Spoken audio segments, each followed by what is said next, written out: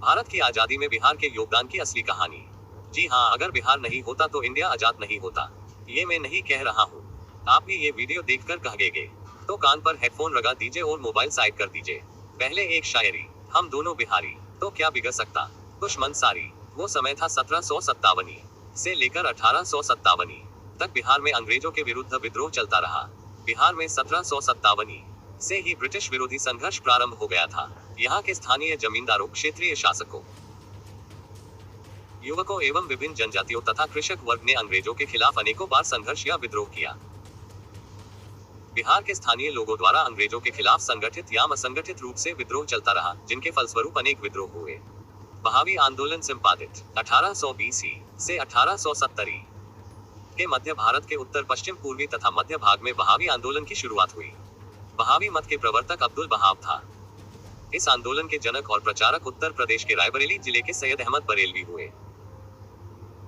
बहावी आंदोलन मुस्लिम समाज को भ्रष्ट धार्मिक परंपराओं से मुक्त कराना था। पहली बार पटना आने पर सैयद अहमद ने मोहम्मद हुसैन को अपना मुख्य प्रतिनिधि नियुक्त किया। 1821 में उन्होंने 4 खलीफा को नियुक्त किया। वे हैं मोहम्मद हुसैन, विलायत अली, इनायत अली और फरहत अली।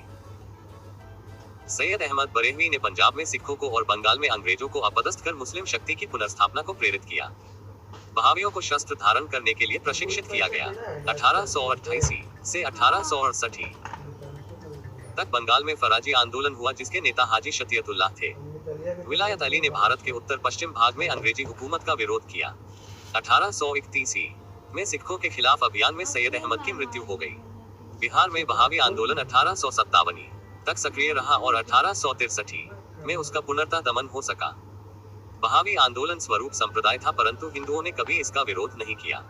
1865 में अनेक बहावियों को सक्रिय आंदोलन का आरोप लगाकर अंग्रेजों ने जेल में डाल दिया। नोनिया विद्रोह संपादित हाजीपुर, तिरहुत, सारण और पूर्णिया में बिहार में शोरा उत्पादन का प्रमुख केंद्र था। शोरा का उपयोग बारूद बनाने में किया जाता था।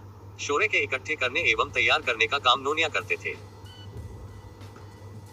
कंपनी राज्य होने के बाद शोरे की इजारेदारी अधिक थी, फलतः नोनिया चोरी एवं गुप्त रूप से शोरे का व्यापार करने लगे। फलतः इससे जुड़े व्यापारियों को अंग्रेजी क्रूरता का शिकार होना पड़ा। इसी कारण से नोनिया के अंग्रेजी राज्य के विरुद्ध विद्रोह कर दिया। यह विद्रोह 1770-1800 के बीच हुआ था। लोटा विद्रोह संपादित, यह विद्रोह 1856 में हुआ था। यह विद्रोह मुजफ्फरपुर जिले में स्थित कैदियों ने किया था। यहाँ के प्रत्येक कैदियों को पीतल का लोटा दिया जाता था। सरकार ने इसके स्थान पर मिट्टी के बर्तन दिए। कैदियों ने इसका कड़ा विरोध किया। इस विद्रोह को लोटा विद्रोह कहा जाता है। छोटा नागपुर का विद्रोह संपादित 1767 में छोटा नागपुर झारखंड के आदिवासियों ने ब्रिटिश सेना का धनुष बाण और कुल्हाड़ी से हिंसक विरोध शुरू किया था। 1773 छोटी में घाटशिला में भयंकर ब्रिटिश विरोधी संघर्ष शुरू हुआ। आदिवासियों ने स्थायी बंदोबस्त 1793 के तहत जमीन की पैदाइश एवं नया जमाबंदी का घोर विद्रोह शुरू हुआ। तमाड़ विद्रोह संपादित 1789-94 यह विद्रोह आदिवासियों द्वारा चलाया गया था। छोटा नागपुर के उरांव जनजाति द्वारा जमींदारों के शोषण के खिलाफ विद्रोह शुरू किया।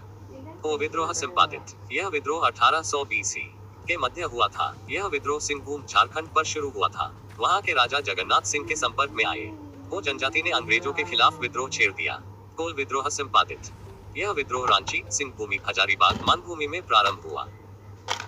कोल विद्रोह में मुंडा, हो, उर्रव, खरवार एवं चेर जनजातियों के लोगों ने मुख्य रूप से भाग लिया था। इस विद्रोह की अवधि 1831 से 32 में थी। कोल विद्रोह का प्रमुख कारण आदिवासियों की जमीन पर गैर आदिवासियों द्वारा अधिकार किया जाना तात्कालिक कारण था। छोटा नागपुर के भाई हरनाथ शाही द्वारा इनकी जमीन को छीनकर अपने प्रिय लोगों को सौंप दिया जाना। इस विद्रोह के प्रमुख नेता बुधो भगत सिंह राया एवं सुगी था। इस विद्रोह में करीब 800 से लेकर 1000 लोग मरे गए थे। 1832 में अंग्रेजी सेना के समक्ष विद्रोहियों के समर्पण के साथ समाप्त हो गया। भूमिज विद्रोह संपादित 1832 में यह विद्रोह प्रारंभ हो गया था। वीरभूमि के जमींदारों पर राजस्व की कर अदायगी को बढ़ा दिया गया था। किसान एवं साहूकार लोग कर्ज से दबे हुए थे। ऐसे हालात में वे सभी लोग कर समाप्ति चाहते थे। फलतः गंगा नारायण के नेतृत्व में विद्रोह हुआ। चेर विद्रोह संपादित, यह विद्रोह 1800 में शुरू हुआ था। 1776 समयावधि में अंग्रेज पलामू के चेर शासक छत्रपति राय से दुर्ग की मांग की। छत्रपति राय ने दुर्ग समर्पण से इनकार कर दिया। फलतः 1777 में चेर और अंग्रेजों के बीच युद्ध हुआ और दुर्ग पर अंग्रेजों का कब्जा हो गया। बाद में भूषण सिंह ने चेरो का नेतृत्व कर अंग्रेजों के खिलाफ विद्रोह कर दिया। संथाल विद्रोह संपादित। यह विद्रोह बिहार राज्य के भागलपुर से राजमहल तक फैला था। संथाल विद्रोह का नेतृत्व सिद्धू और कान्हू ने किया। सिद्धू कान्हू ने घोषित कर रखा था कि आजादी पाने के लिए ठाकुर जी भगवान ने हमें हथियार उठाने का आदेश दिया है। अंग्रेजों ने इनकी कार्यवाहियों के विरुद्ध मार्शल लॉ लगा दिया और विद्रोहियों के बंदी के लिए 10,000 का इनाम घोषित कर दिया। यह विद्रोह 1855 से 56 में हुआ था। पहाड़िया विद्रोह। यह विद्रोह राजमहल की पहाड़ियों में स्थित जनजातियों का था। इनके क्षेत्र को अंग्रेजों ने दामनी कोल घोषित कर रखा था। अंग्रेजों द्वारा आदिवासियों जनजातियों के क्षेत्रों में प्रवेश करना व उनकी परंपराओं में हस्तक्षेप करने के विरुद्ध किया। यह विद्रोह 1795-1860 के मध्य हुआ था। खरवार विद्रोह संपादित। यह विद्रोह भू राजस्व बंदोबस्त व्यवस्था के विरोध में किया गया था। यह विद्रोह मध्य प्रदेश व बिहार में उभरा था। सरदारी लड़ाई संपादित। 1860 में मुंडा एवं उरांव जनजाति के लोगों ने जमींदारों के शोषण और पुलिस के अत्याचार का विरोध करने के लिए संवैधानिक संघर्ष प्रारंभ किया। इसे सरदारी लड़ाई कहा जाता है। यह संघर्ष रांची से प्रारंभ होकर सिंहभूम तक फैल गया। लगभग 30 वर्षों तक चलता रहा। बाद में इसकी असफलता की प्रतिक्रिया में भागीरथ मांझी के नेतृत्व में खरवार आंदोलन संथालों द्वारा प्रारंभ किया गया, लेकिन यह प्रभावहीन हो जाएगा। मुंडा विद्रोह संपादित।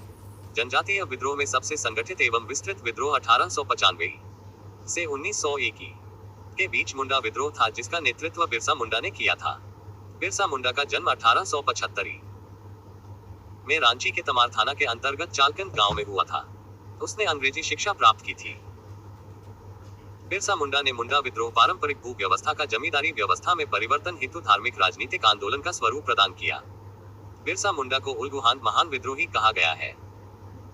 बिरसा मुंडा ने पारंपरिक भू व्यवस्था का जमींदारी व्यवस्था को धार्मिक एवं राजनीतिक आंदोलन का रूप प्रदान किया। बिरसा मुंडा ने अपनी सुधारवादी प्रक्रिया को सामाजिक जीवन में एक आदर्श प्रस्तुत किया। उसने नैतिक आचरण की शुद्धता, आत्म सुधार और एकेश्वरवाद का उपदेश दिया। उन्होंने ब्रिटिश सत्ता के अस्तित्व को अस्वीकारते हुए अपने अनुयायियों को सरकार को लगान न देने का आदेश दिया। 1900 बिरसा मुंडा को गिरफ्तार कर लिया गया और उसे जेल में डाल दिया, जहां हैजा बीमारी से उनकी मृत्यु हो गई। सफाहोड आंदोलन संपादित। इस आंदोलन का आरंभ 1870 में हो चुका था। इसका प्रणेता लाल हेम्ब्रम था। इसका स्वरूप धार्मिक था, लेकिन जब यह आंदोलन भागीरथ मांझी के अधीन आया तब आंदोलन का धार्मिक रूप बदलकर राजनीतिक हो गया। ब्रिटिश सत्ता से संघर्ष के लिए आलंबन एवं चरित्र का निर्माण करना तथा धार्मिक भावना को प्रज्वलित करना ही इसका उद्देश्य था। आंदोलनकारी राम नाम का जाप करते थे, फलतः ब्रिटिश अधिकारियों ने राम नाम जाप पर पाबंदी लगा दी थी। आंदोलन के नेता लाल हेम्ब्रम तथा पैका मुरियो को डाकू घोषित कर दिया गया। लाल हेम्ब्रम ने नेता सुभाष चंद्र बोस की तरह ही संथाल परगना में ही हिंद फौज के अनुरूप देशी द्वारक दल का गठन किया। उसने 1945 में महात्मा गांधी के आदेश पर आत्मसमर्पण कर दिया। ताना भगत आंदोलन संपादित। ताना भगत का जन्म 1914 में गुमला जिला के बिष्णुपुर प्रखंड छोटा नागपुर के एक ग्राम से हुआ था। इसका नेतृत्व आदिवासियों में रहने वाले धर्माचार्यों ने किया था। यह संस्कृतिकरण आंदोलन था। इन जनजातियों आदिवासी के मध्य गांधीवादी कार्यकर्ताओं ने अपने रचनात्मक कार्यों से प्रवेश प्राप्त कर लिया था। जात्रा भगत इस आंदोलन का प्रमुख नेता था। यह नया धार्मिक आंदोलन उरांव जनजाति द्वारा प्रारंभ हुआ था। ताना भगत आंदोलन बिहार जनजातियों का राष्ट्रीय आंदोलन था। 1920 के दशक में ताना भगत आंदोलनकारियों ने कांग्रेस में रहकर सत्याग्रहों व प्रदर्शनों में भाग लिया था तथा राष्ट्रीय आंदोलन में सक्रिय भागीदारी की थी।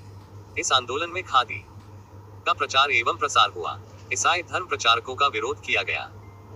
इस आंदोलन की मुख्य मांगे थी स्वशासन का अधिकार, लगान का बहिष्कार एवं मनुष्यों में समता। जब असहयोग आंदोलन कमजोर पड़ गया तब इन आंदोलनकारियों ने स्थानीय मुद्दों को उठाकर आंदोलन किया। फिर ऐसे करते 1947 में देश आजाद हो गया। अगर नहीं बिहार होता तो। आपको यह वीडियो अच्छा लगा है, लाइक, सब्सक्राइब और शेयर। जय भारत, जय बिहार।